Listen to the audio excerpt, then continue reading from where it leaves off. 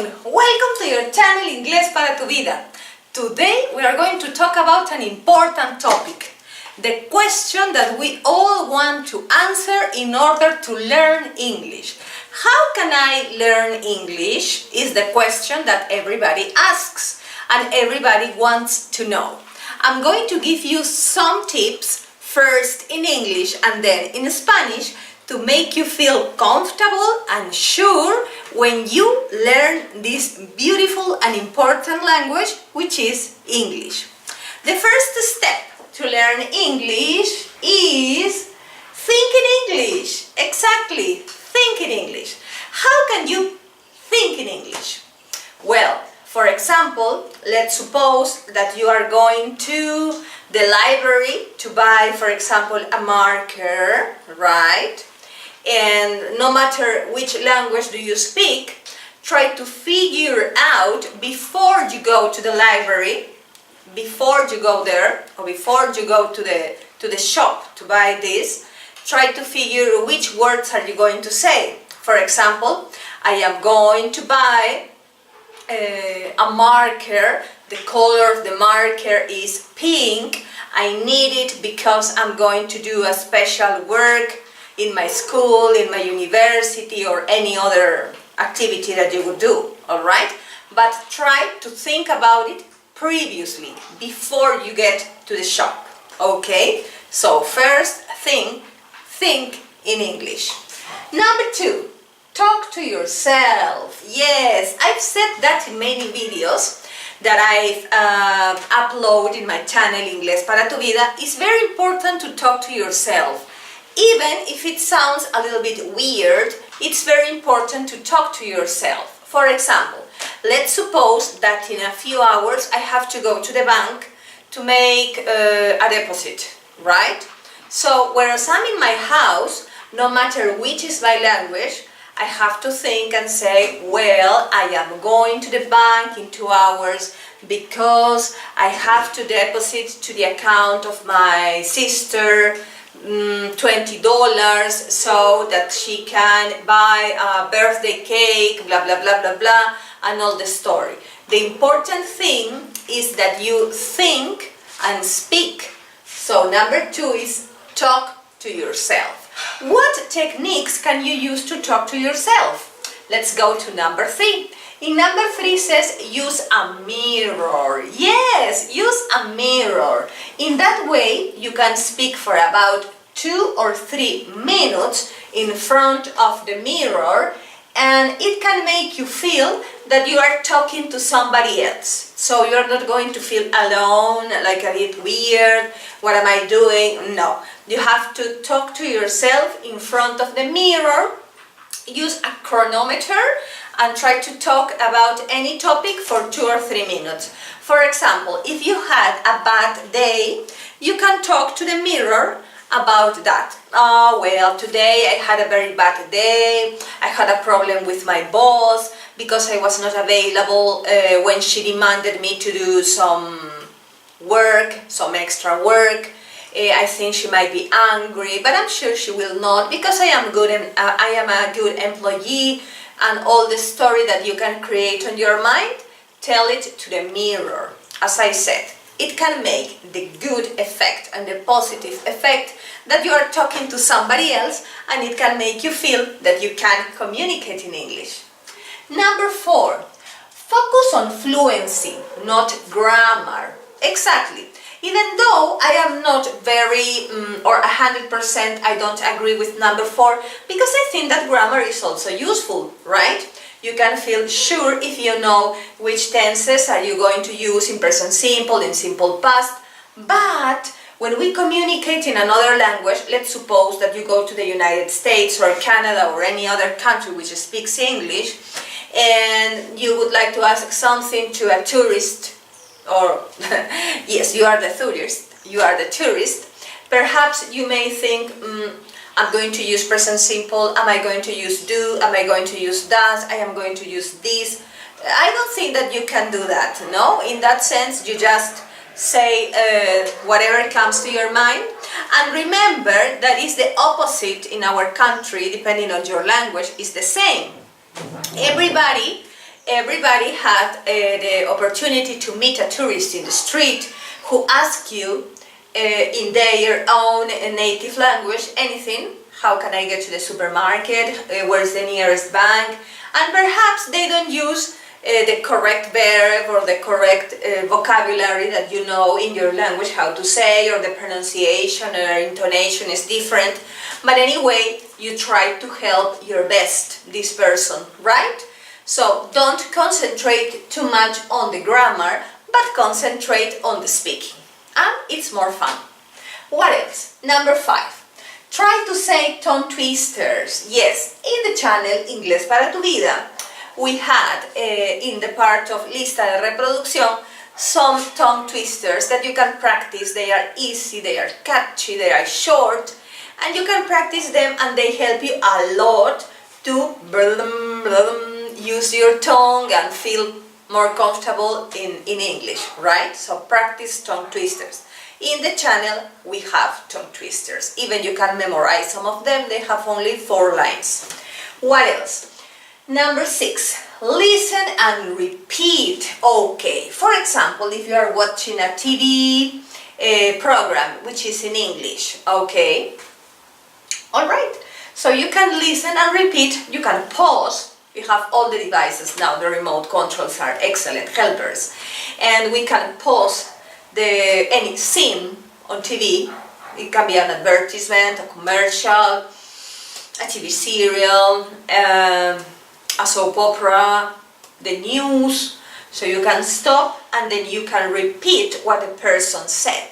Remember that for number 6 sometimes we have the advantage that in the case of cartoons or movies that we have at home, they are subtitled. They have subtitles, no? So you can stop it and you can say it in English and repeat it slowly at your own speed until you have the same speed of the actor and the actress, and you will feel more comfortable when speaking English. So it's a good idea. I highly recommend number 6. I did it. I made a video here in the channel Inglés para tu vida where I told you that I have a favorite TV program which is called Seinfeld. It's from the 90s, I think.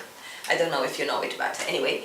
And sometimes I watch it, and as it was repeated, because I saw it by cable, it was repeated. For example, I watched it at 10 in the morning, 3 p.m. in the afternoon, 7 p.m. in the evening. So by 7 p.m. in the evening, I can tell that I merely knew by heart, or I memorized all the conversations that they had.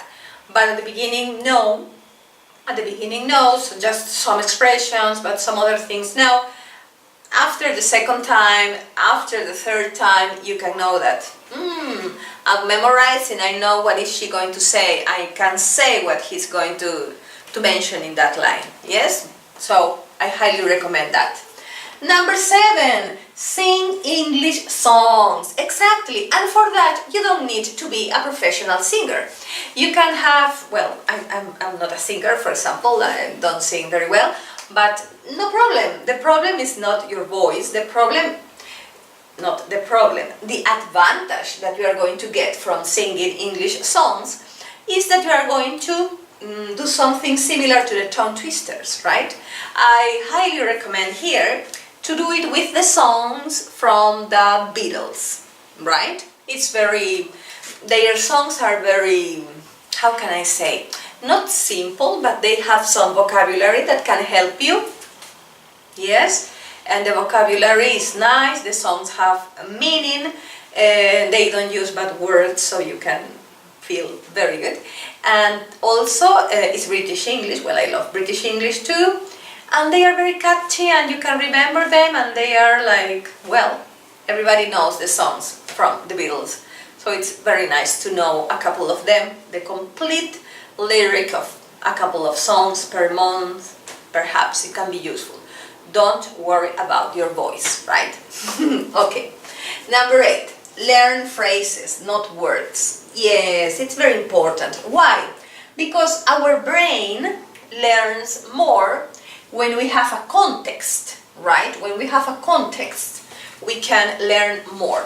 But if we just write words on a paper or on a notebook and then we check that, our brain can betray us, and sometimes we can forget it, and today I remember but tomorrow I don't. So it's better to put them in a context. Perhaps you can create a story, a dialogue, or any other thing, and they can help you very much. Put words in a context. Even sentences or short dialogues are positive and useful. Number 9. Relax. It's very important to relax. Why is number 9 there, you might say? Well, when you are learning a language, you are very nervous because you think, am I using the correct verb tense? Am I pronouncing well? Am I going to make a mistake? Are they going to understand me? Am I going to understand them? I don't know. I feel silly. I don't feel confident speaking English. I feel ridiculous. I found the intonation a bit weird. I don't know how to say this. But remember one thing. If you are learning a language, it's because you have a reason. Perhaps you are going to travel to an English-speaking country, because perhaps you are going to get promoted, or any other activity that you might have. And it's very important that you feel relaxed. Even for learning, relaxing is important, because when you relax, you can absorb, right, all the input, all the information, and you can learn faster and better. Believe me, if you are worried for every single word that you are going to say, well, so you are not going to produce anything natural. And we normally learn through our mistakes.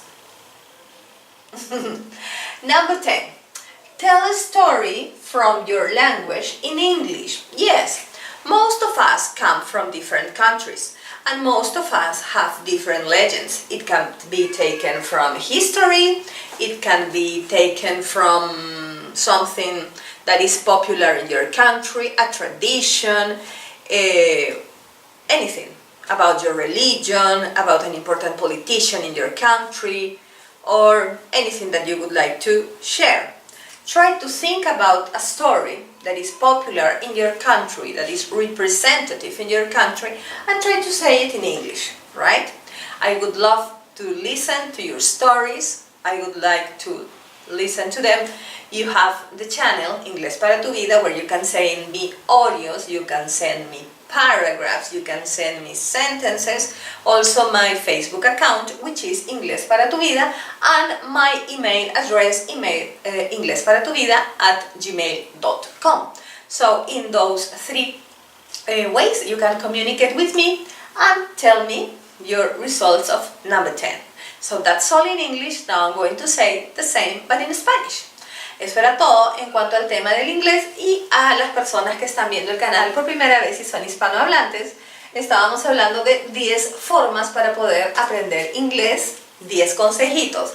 El primero, piensa en inglés. Como estaba diciendo hace un instante, es muy importante pensar en inglés. Les daba el ejemplo de ir a comprar a la librería este plumón. Entonces antes de ir a comprarlo, piénsalo y dilo para ti mismo, para ti misma.